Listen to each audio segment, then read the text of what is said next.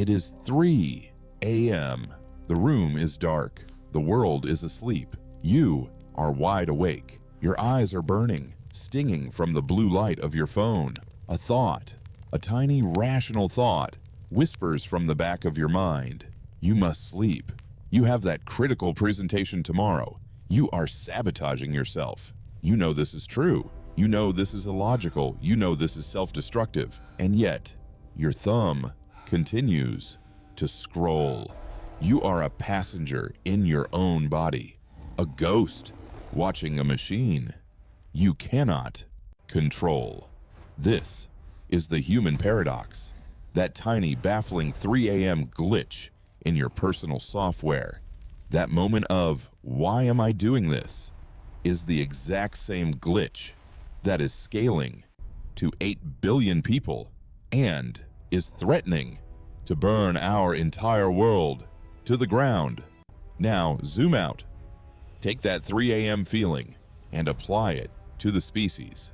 We know that climate change is an existential threat. The data is undeniable, and yet we continue to burn the fuel. We continue to press the accelerator. We know that nuclear war would mean the end of all things, and yet we build 10,000 new warheads. We know what is healthy. We know what is logical. We know what will save us, and yet we continue to scroll. This is humanity's fatal flaw. We are the only species on this planet smart enough to understand its own self-destructive behavior, and we are the only species that continues to do it anyway. We are the ape that built a supercomputer, and that supercomputer is now pointed at its own head. We are, by every definition, so smart. So why are we so self-destructive? What is this glitch? What is this flaw in our code? Welcome to the cognitive leap. To find the flaw, we must first reject the premise. The premise is that the human mind is a perfectly designed machine. It is not. As we've explored before, the mind is a kludge.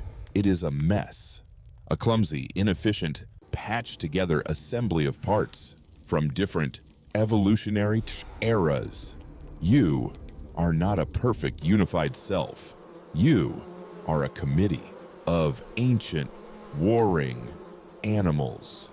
And the flaw is not a bug. It is an outdated feature running in the wrong environment. This is the mismatch hypothesis. It is the single most important concept for understanding our self-destructive nature. The hypothesis is simple. You are running Stone Age software on modern world hardware. Your brain, your software, was programmed 50,000 years ago. It was designed for a world of scarcity, a world of immediate physical danger, a world of small tribal politics.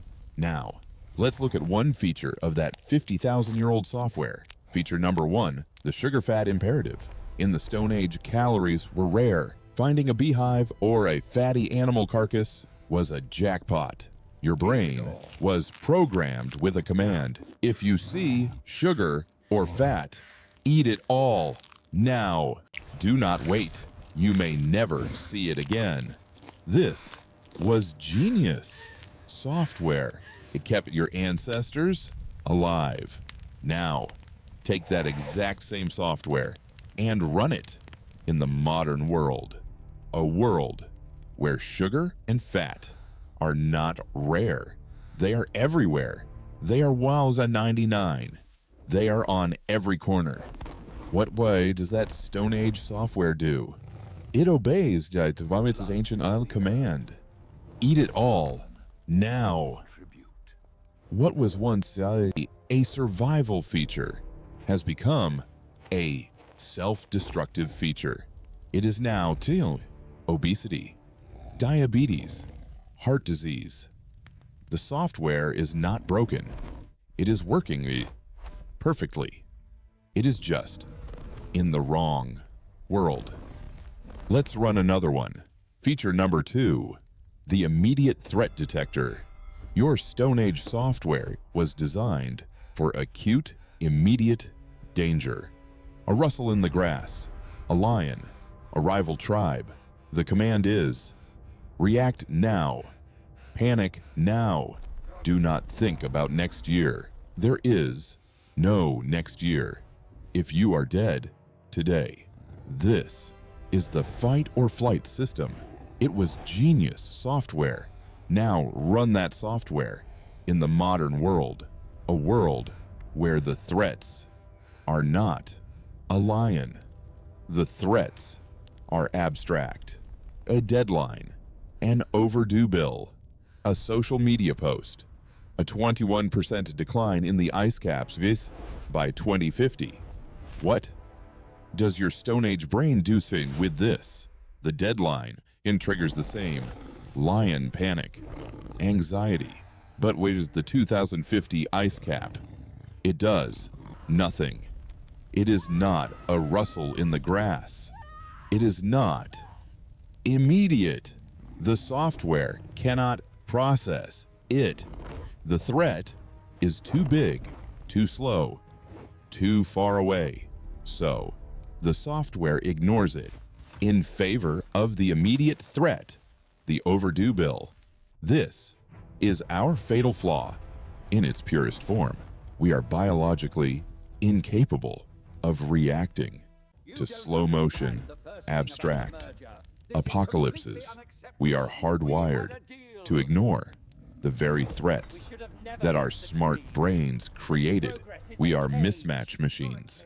But this is only half of the problem. It's not just the software, it's the civil war happening inside the kludge itself. The kludge is not one that unified as mind. It is at least two minds, two separate brains, from two different evolutionary planets, and they are trapped in your skull, and they hate each other.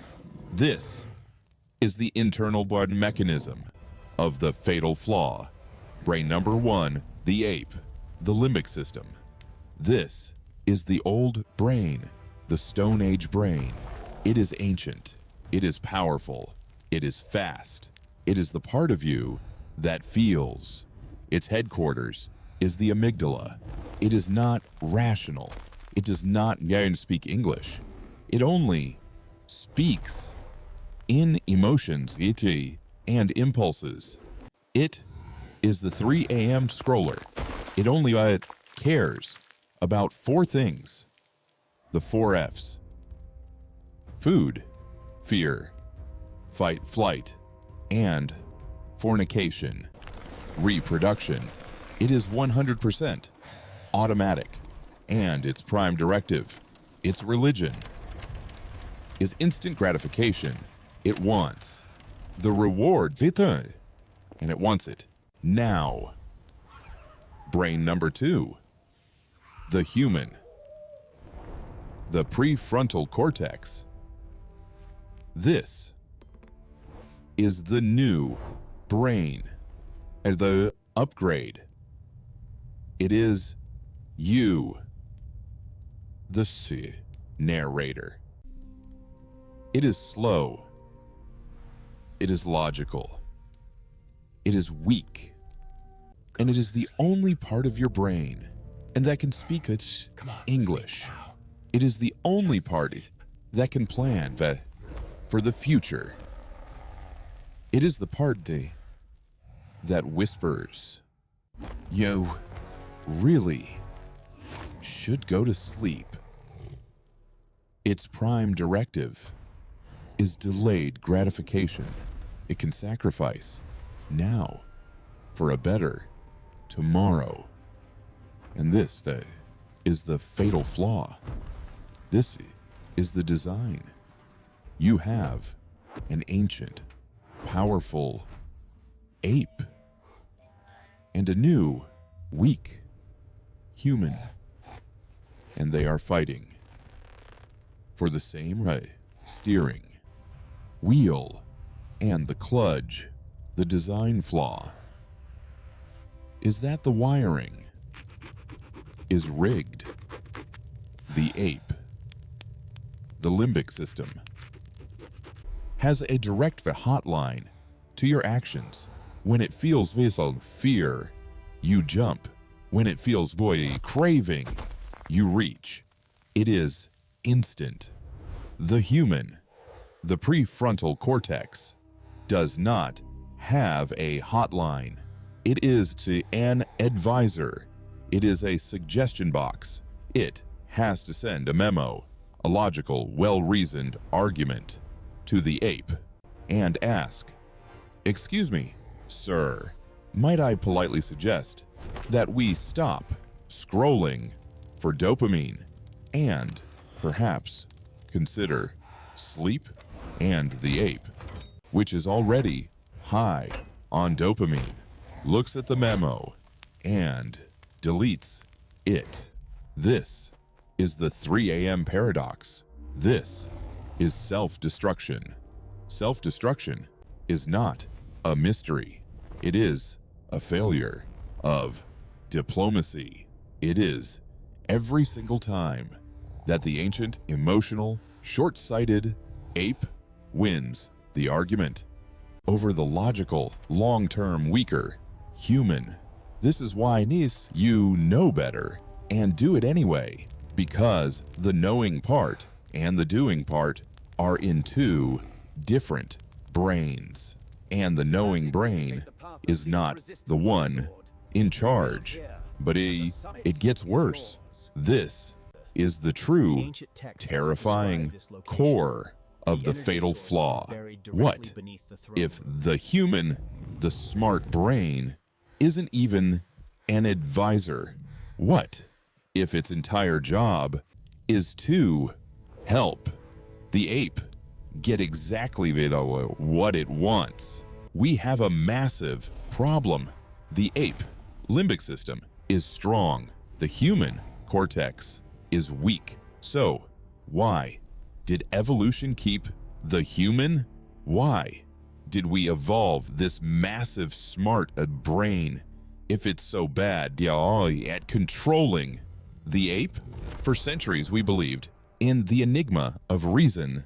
We believed that reason, the smart brain, evolved to help us find the truth, to be a scientist, to discover logic, to override our impulses. This is a beautiful story.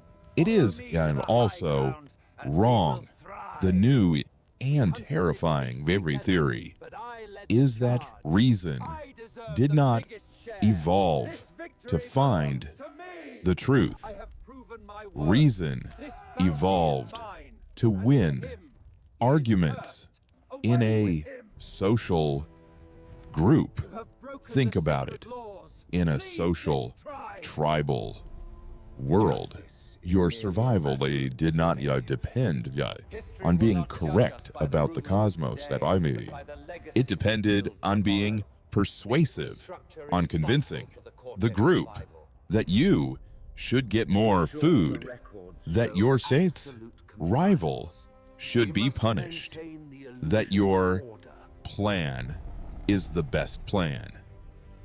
The human brain, the cortex, is not a scientist seeking the truth. It is a lawyer, a press secretary. Its job is not but to find the facts. Its job is to take whatever the ape, the emotion, wants and build a case for it. This is the hijacking. This is the absolute center of the fatal flaw. It works like this. Step 1. The ape limbic system feels an emotion. G. I hate that other tribe. I want that thing. I fear that idea. The verdict is already in. It is emotional. It is primal. Step 2. The ape then turns to the human. The smart brain. And it does not ask, is this true? It gives an order. The order is, find me evidence for this. Step 3, the human, your smart, logical brain, immediately gets to work. It scours your memories. It twists the facts. It builds a beautiful, logical, rational argument for why that primal, emotional, irrational feeling is 100% correct. This is why smart people are so good at defending stupid ideas. This is why intelligent people can rationalize anything: war, greed, climate denial, hatred, and scrolling at 3 a.m. That rational voice in your head, I need to unwind. I deserve this me time. One more video won't hurt. That way is not the human fighting the ape. That is the human, the lawyer, justifying what the binge-watching ape already decided to do. The fatal flaw is not that we are dumb. The fatal flaw is that our intelligence is a weapon that our primal impulses learned to use against our future. The smart part is complicit in the self-destructive part. So, we can now answer the question, why are we so smart, yet so self-destructive? The answer is the greatest human paradox of all. We are self-destructive because we are so smart. Our intelligence is not the antidote to our primal flaw. Our intelligence is the accelerant. It is the engine of our flaw. A chimpanzee can be violent, but it cannot rationalize building an atomic bomb. A chimpanzee can be greedy, but it cannot rationalize leveraged buyouts and global deforestation. It is not smart enough to be that self-destructive. We are the only animal that can use its human cortex to build a logical case for the destruction of its own species, all to satisfy a 6 million year old ape brain. The fatal flaw is not a glitch. It is the system. We are not rational angels trapped in animal bodies. We are primal apes that accidentally hijacked the supercomputer of God, and this kludge, this mismatch, this civil war is the human condition. It is the 3 a.m. paradox. It is the personal and the planetary crisis. So, what can we do? We cannot fix the flaw. We cannot uninstall the ape. It is the operating system.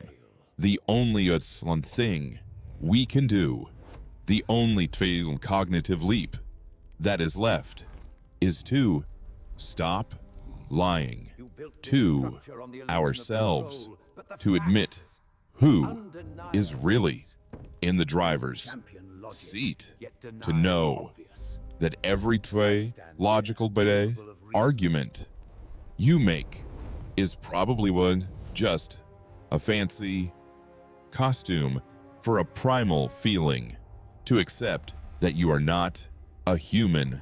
You are an ape that has learned to talk. And only when you admit that the ape is always in the room can you finally start to negotiate with it.